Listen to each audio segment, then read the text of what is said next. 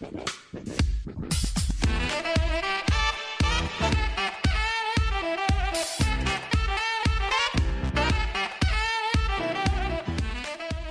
everyone and welcome back. We have got probability today, tree diagrams, and it's just the basics. Very, very simple. You do need to really focus though, because there is going to be some new information that you haven't seen before and you need to pay attention to that. But what is a probability tree, I hear you ask? Tree diagrams are a way of showing combinations of two or more events. This will come really, really clear when we go through. Each branch is labelled at the end with its outcome and the probability is written alongside the line. You're going to see all this. This comes from BBC Bitesize. We're going to look at drawing them today, and on the next screencast we're going to look at using them to work out the probabilities in more detail.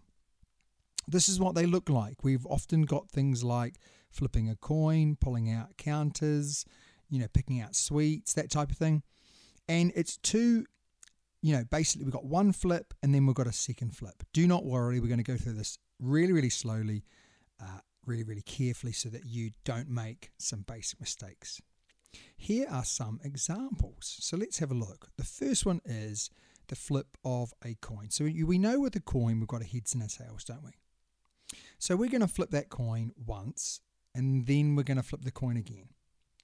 So let's do this. First flip, we could either flip a head or a tail.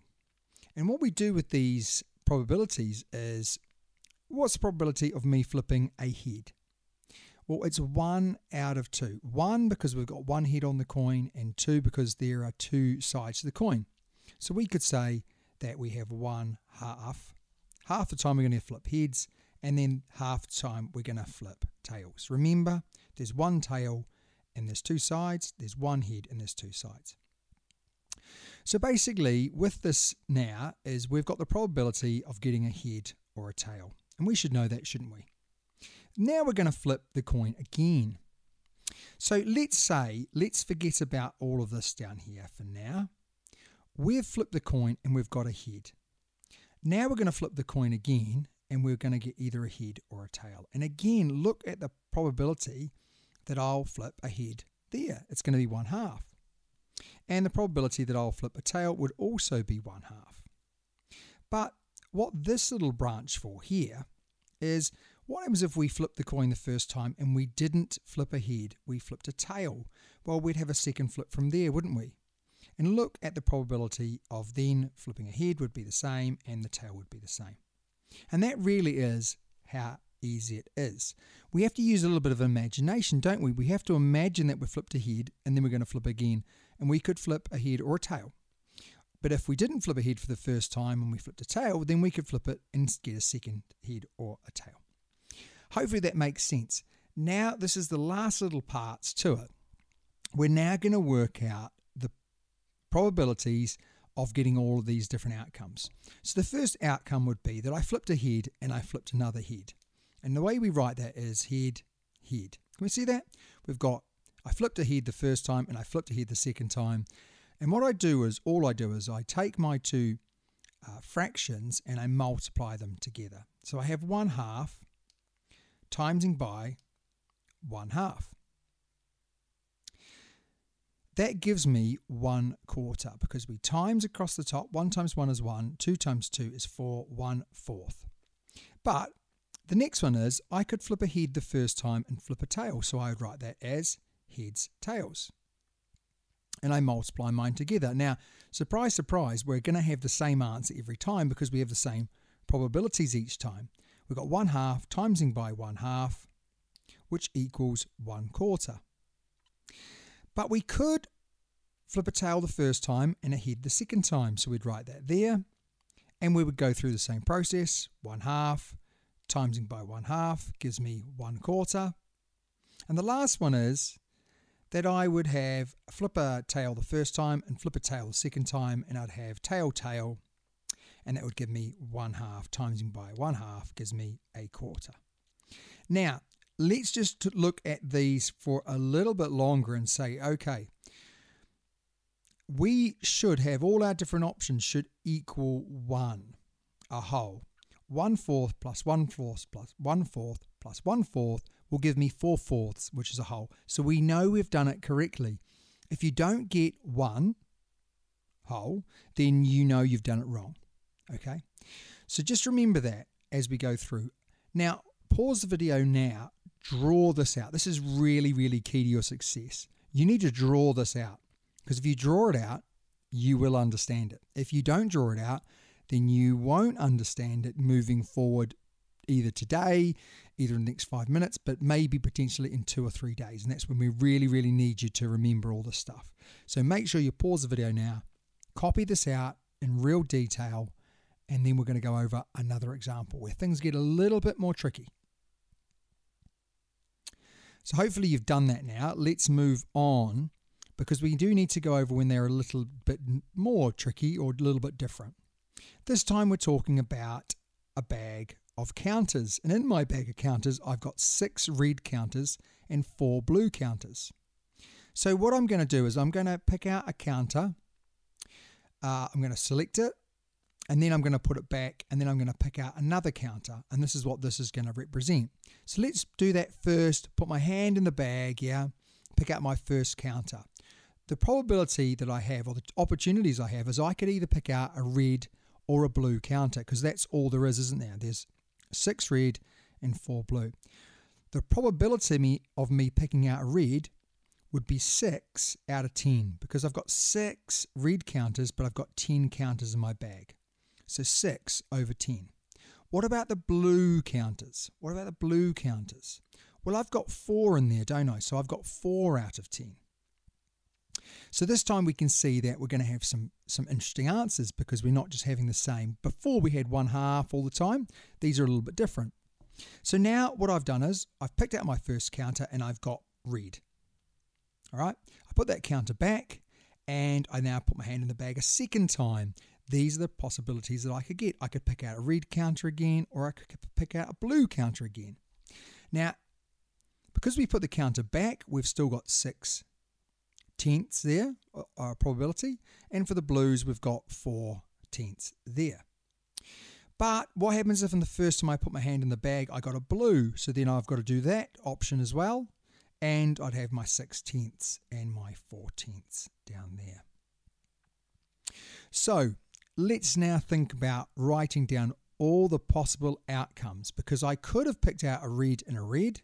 So let's write that down. I could have picked out a red and a blue. There we go. I could have picked out a blue and a red, which is there, and I could have picked out a blue and a blue, which is there.